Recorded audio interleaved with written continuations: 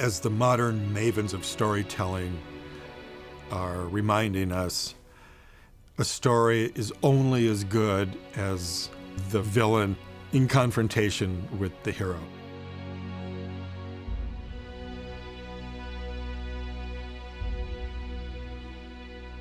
The villain is always the shadow of the hubris that the hero is projecting. So we've got a character like Flash who is creating a lot of friction when he runs so fast, right? And that's part of his charm. He can create vortexes and wormholes. He moves so fast in and out of time and so on. The shadow for him then, being a man of heat and friction, is cold. Captain Cold is by far and away my favorite supervillain in comics, just like the Flash is my favorite superhero. And I even have him on my door. We got to pick our comic book images on our doors at DC, and I have Captain Cold. Massive image of Captain Cold.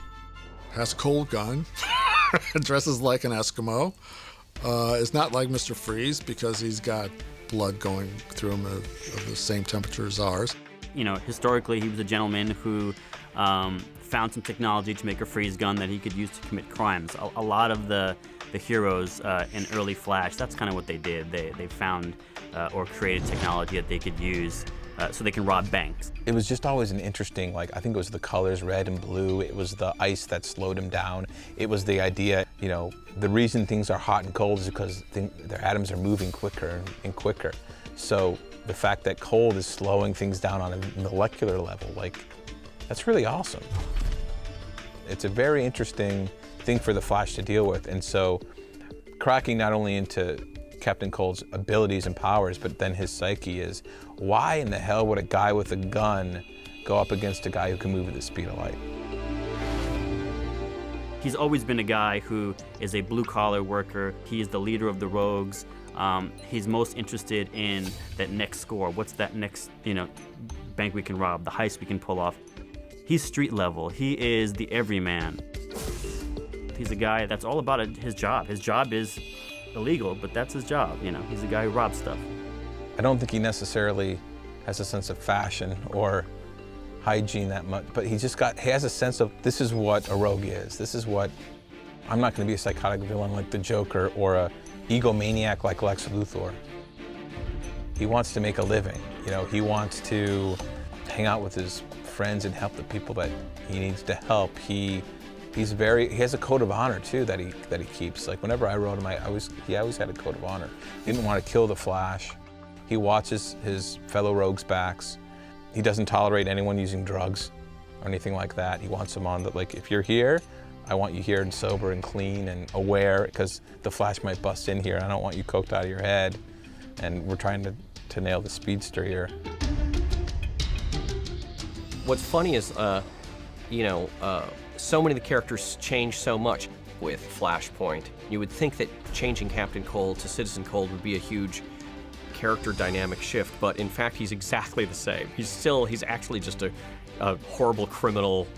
The only difference is the perception of him as being a hero, when in fact he hasn't changed at all. He's a horrible human being.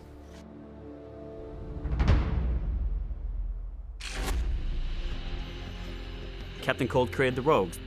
Weather Wizard, Heat Wave, Golden Glider, the Trickster. The rogues are a group of people with powers, and they rob stuff. That's what they do. And they don't see themselves as villains. Central City and Keystone City is their home.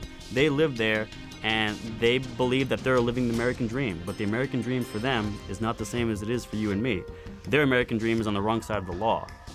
Like in my mind, the rogues have alarm clocks that go off at 6 a.m. They're like, oh, okay. They get up like they have a job and they grab their weapons and like, okay, this is the bank we're hitting today and we're gonna do this and this, and the Flash is probably gonna show up. Their goal is not to kill the Flash. It's not like, the Flash did this to me and so I'm gonna set my life, upon killing him. It's nothing like that. These guys are literally drinking beer in their off time and hanging out in their clubhouse and spending their money, and then when it runs out, they go, well, what are we gonna do now? Well, we gotta rob this person or do this heist.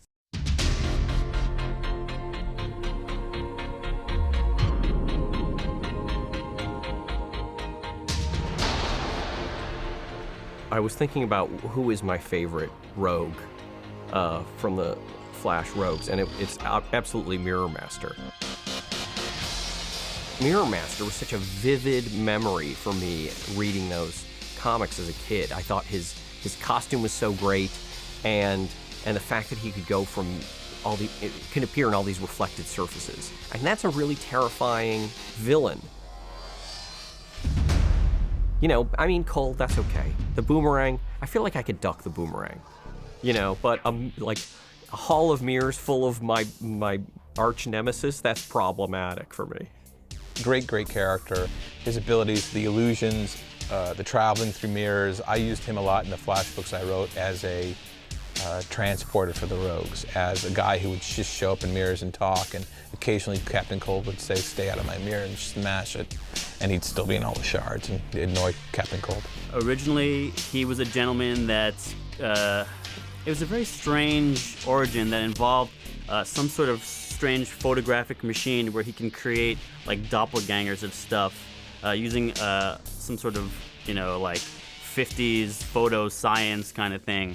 And that's how he was able to rob banks. I think in the very first story, he creates like I think it's like the bank manager or something like that, like with using his mirrors and this photo thing.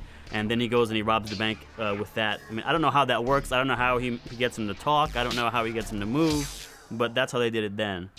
In the New 52, he's completely different. When all of the rogues, basically Captain Cold in the New 52, he assembles the rogues and he says, "I'm tired of this. We're gonna have to do something." He gets a hold of this thing called the genome recoder, which will rewrite their DNA and incorporate their powers into their body. Unfortunately, it has some negative effects on some of the people. For Mirror Master, he has one of the worst side effects. He gets trapped in the mirror world. So he can't come out in the regular world anymore in New 52. He is stuck in this mirror world, and he can bring things into it. Using any mirror or reflection, he can pull something through.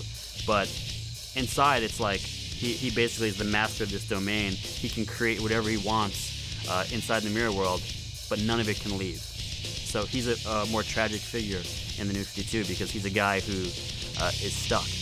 The Mirror Master is a great character just from the sheer abilities and powers, and the idea of mirrors leading to other worlds. And my first storyline I ever wrote with the Flash had Wally West waking up in some world he didn't know, and it ended up being one of the mirrors that Mirror Master made. And he had to team up with Mirror Master and Captain Cold in that story. The hero often gets self-righteous, gets closed down into his own ego, and often hurts other people in the heroic act. There are lots of cases where Flash inadvertently hurts other people in his desire to do good. So the Mirror Master is a kind of character that reflects this, is a constant reminder of the limitations of heroism. The hero, like Flash, wants to go in at warp speed for the good of the human race. The Mirror Master wants to go into the future for his own gratification, for his own enrichment. That's always the difference between the hero and the villain. The curious thing, though, is the villain always thinks he's the hero.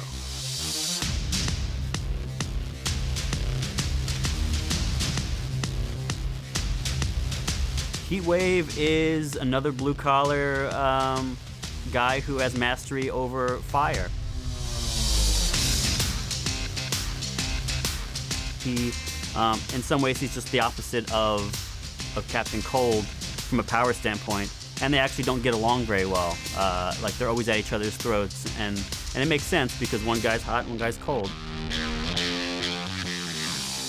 I always loved Heatwave because Heatwave had this great yin-yang with Captain Cold, and I think where Cold was much more grounded, and Heatwave pretended to be. Like in my mind, Heatwave was a pyromaniac that was covering it up with a gimmick. Really, he's entranced by the fire. And at first he had a rivalry with Cold, and then I said, you know what, but Cold helped him kind of break away from the fire. So when Heatwave is there and he starts to get entranced by the beautiful fire, Cold's the one like, you know, Mick, let's go. In the New 52, unfortunately, the end result of him going through the genome recorder is that his entire body was burnt. So the New 52 Heatwave looks nothing like the old one because his body's all burnt. So he kind of got a raw deal too. Sorry, Heatwave. I really enjoy Heatwave, I think, because he's on the edge. He's probably the one that's most psychotic in the Rogues, and Cold's managed to pull him back. Then you have the Weather Wizard, who, for me, the Weather Wizard is a really compelling character. He has this air of aristocratic history to him. Like, he's the Weather Wizard, and he seems a little bit, conducting weather with a wand. Again, another gentleman who manages to create powers with a wand to control weather, but instead of using that to make millions, he uses it to rob banks and steal stuff. But his backstory is he was a criminal who was on the run, went to his brother. His brother said, "I have to turn you in. This is for your own good." Killed his brother because of that, and he did it with the weather wand, which was his brother's invention. And he kind of has put on this mask of a very formal, regal supervillain. And I think he's completely insecure inside. I think he's a mess because of what he did and regrets every decision he makes. I think that he probably was in prison in the first place for something that wasn't that bad. But then killing his brother pushed him to like, well, this is what I'll be now, I guess. I feel like he's definitely a street level character. In the New 52, we made him Latin, but his name is Marcos, not Mark. Similar character.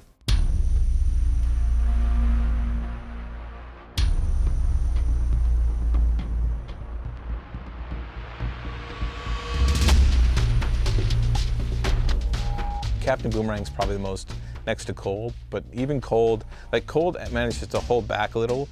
Captain Boomerang, I think, is the most honest of the Rogues. He never forgets anything. Just like a boomerang, he'll always come back and get his revenge on you if you screw him over. Boomerangs as your weapon, I'm just not I don't get it, personally. And his outfit looks weird with the little boomerangs on it. Like I have a bias against him for some reason, so we haven't used him in the New 52. I think he's had a real pained life, but he's only out for himself. He's screwed people over before. He probably would never screw over the Rogues, but he'd think about it, and he's the one that's, the least trustworthy, the one that's probably getting drunk, picking up girls, bringing them back to their hideout and saying, check it out, and get her out of here, I think, the Rogues are just great characters as a unit.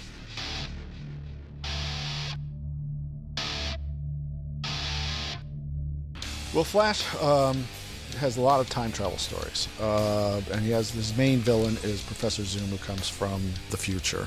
Keyboard Thawne, who is Professor Zoom, the Reverse Flash, and that's a mouthful. I think I can see the cover that he started on. I think it was Flash and him almost colliding together, coming together, and I liked the Reverse Flash a lot because he was striking looking, because his colors were completely opposite Flash's. Reverse Flash is a shadow character, and he's a bit of a reflection of Flash. He has a similar power set and opposite intentions. He really is a fantastic, reverse of not just the colors of the Flash costume, which was always, I think, super easy to understand as a kid. It's like, oh, well, look, he's literally the reverse. But also his character is absolutely the reverse. It's like where Barry is so, concerned about others. For Reverse Flash, it's all about him, and he needs to destroy the Flash so that he's special. Thawne was from the future, and he wanted to be Flash. And he ends up coming to Flash's time and tries to kill Flash. He's the Flash's main villain, I think. He used to be Mirror Master, but he became the Flash's main villain because he could put up a fight for Flash. I mean, Flash is really powerful, and Reverse Flash knew all about him, so he knew all his secrets. So he was one up on him. So he was quite a villain to contend with. It was when I was working on the Wally West Flash, and I said to my editor, Joey Cavalieri, I said, man, I wish Reverse Flash was around because he was so cool. He was such a great villain. And he said, create a new one. I said, can I do that? And he said, sure.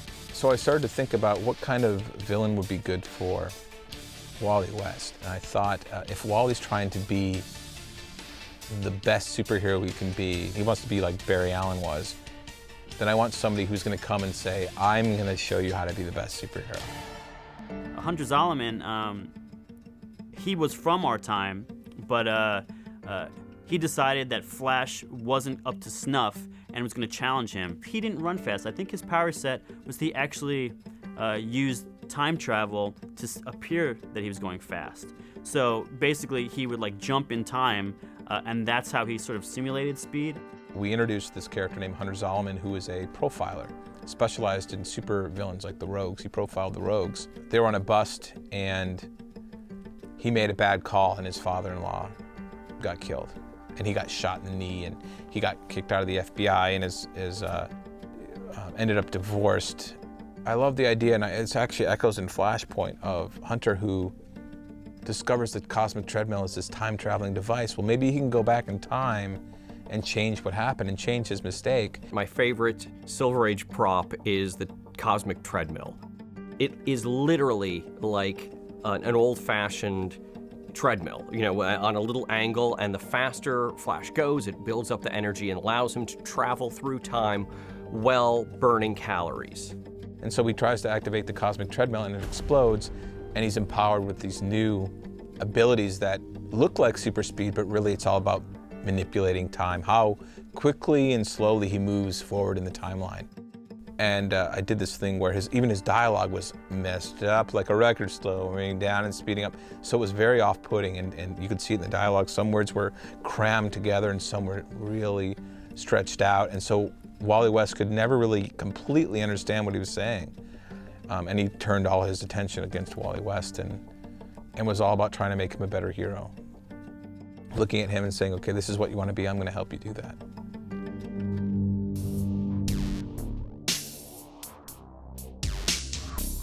Lex Luthor, Brainiac, the Rogues. Like, I love the heroes, but the villains are so fascinating to me. What is the philosophy behind what they're doing? What's the end goal? They're all pretty screwed up, but I don't know if part of why they do this is so that they don't have to think about what they really want to do with their lives, where their lives are going. That's always the difference between the hero and the villain. Villain is an image for the hero to remind him of the dangers of falling into sheer egotism, narcissism, all these shadow aspects. That in the end becomes the whole ethic for the Flash, but essentially all heroes. The heroic impulse, in the best sense of the word hero, is I'm going to go straight into the wall of fire. That is my destiny.